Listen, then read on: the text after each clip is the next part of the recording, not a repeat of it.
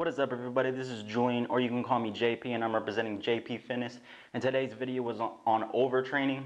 You've probably seen, from the title, you've clicked on it because you've probably seen other videos about this, maybe saying it's not true, or maybe saying that it is true. I've seen probably an equal amount of people saying that it is true or it's not true. And depending on the individual, you may be one of those people that says, oh, well, overtraining isn't true. There's no such thing as overtraining.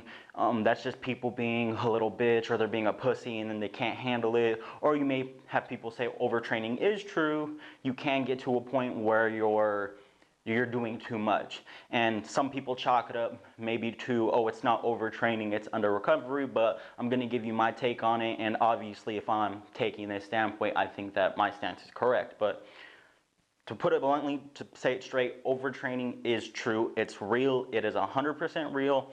Anybody who says that it's not real, they're not looking at the evidence. You could do your own research. You don't even have to take my word for it.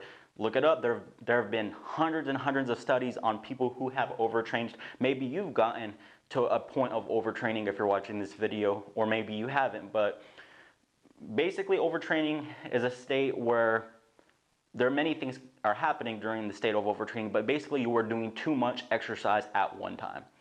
And even if your diet is on point, your sleep is on point, let's just say you got 9 or 10 hours sleep, you've ate 5 times a day, you're taking in enough calories, you're not putting this on anything else, but you're taking in enough calories, your diet's on point, and you've gotten enough sleep, but you're still having negative effects from training.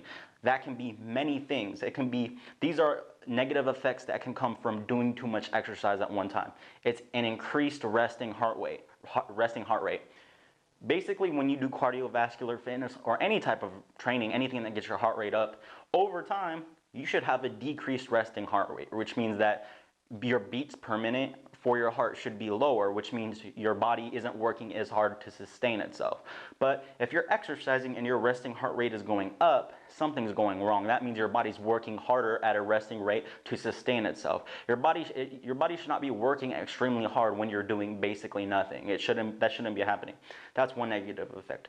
Insomnia, not getting enough sleep, decreased strength gains. You're working out, you're doing strength training, but you're not getting stronger. Depression, depressed immune system, which means that you may be getting sick more often. You find that you're sneezing or you're just not feeling good.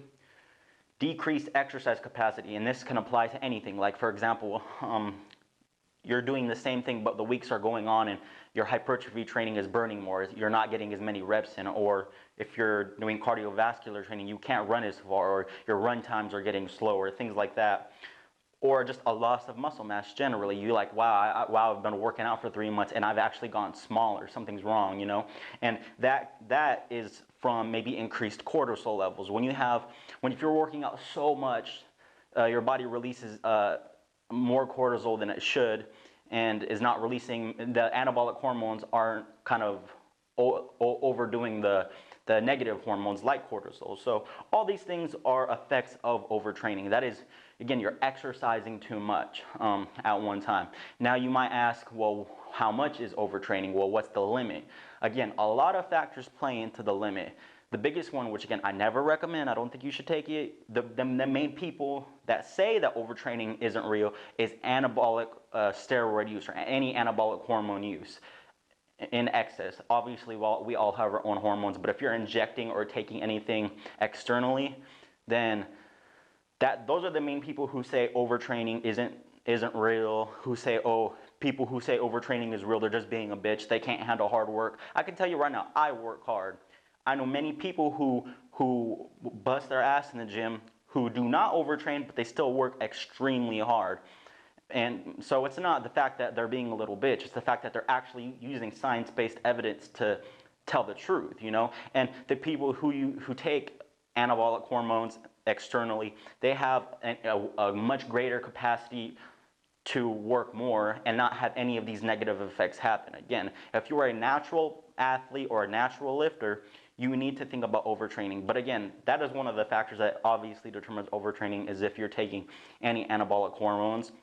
If you are, obviously this really isn't going to apply to you too much at all, if anything. Now, the natural lifter, things that you need to worry about in overtraining: individual experience. How long have you been working out? If you have been working out for a lot longer and you've gradually worked up, you're obviously going to be able to handle a higher volume than someone who's a new exerciser. So that plays into effect. What training phase you're in. Let's just say you're experienced or not experienced, but if you're trying to lose weight is your goal, like your goal is weight loss, you obviously need to be a little bit more particular on that phase of training, because if you're trying to lose weight and your volume is extremely high, like you're doing a ton, that's probably not the best. You do want to do a good amount. Again, you're trying to lose weight, that's your goal, but you don't want it to go nuts. If you're not cutting though, if you're not trying to lose weight and your goal is to gain muscle, you're obviously going to be able to do more volume. So training phase plays into that. And the last thing is genetics. Some people just can handle more genetically, some people can't. Some people may do 25 sets and feel like that's good and great and they see results. Some people may do 25 sets and they get negative, or they get diminishing returns, or they get negative returns. Things start going down. Another one, which again I listed over here, and you could do these in kind of a reverse order, is the best thing you can do for overtraining for you is, are you getting better at stuff? If your strength is going up, you don't feel depressed, you feel good, your run times are getting better, and you know you're eating enough, then that's the best way to determine whether or not you're overtraining. So I would just gauge it by that. If your strength's going up, like me, when I did my cut, my strength didn't drop, it actually increased. I'm not on a cut right now, but my strength is still going up. Again, also too, if your strength's not going up, don't directly chalk it up to overtraining. If you're like, well, I know I'm not overtraining because I'm only doing 15 sets or 20 sets and I've been lifting for years and I'm eating enough, it just may be that you're not, there might be another factor in there, like you're not switching up your exercises, things like that. It may be another reason why you're plateauing. But again, if you feel like you might be doing too much, look at these factors. Look at your strength, look at your run time, whatever you're training in, and if it's not going up, you're probably overtraining. Again, that's just my take on it. There might be other videos out there. They're probably using anabolic steroids or some type of anabolic hormone if they say overtraining is not the truth. But again, this is an absolute fact. If you don't believe me, just use logic. I mean, if someone, a new exerciser, were to sit there and do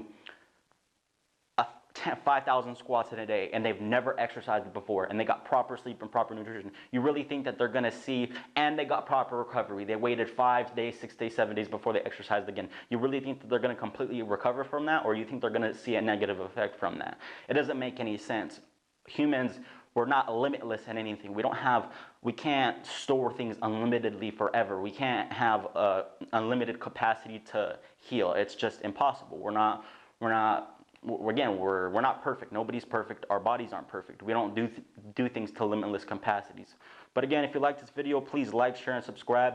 If you want to see some other science-based videos, and again, not just things talking out my ass, please go check those out on my channel. I really appreciate it. Again, you can check out my Facebook too, but stay tuned for more videos next week. All right, see ya.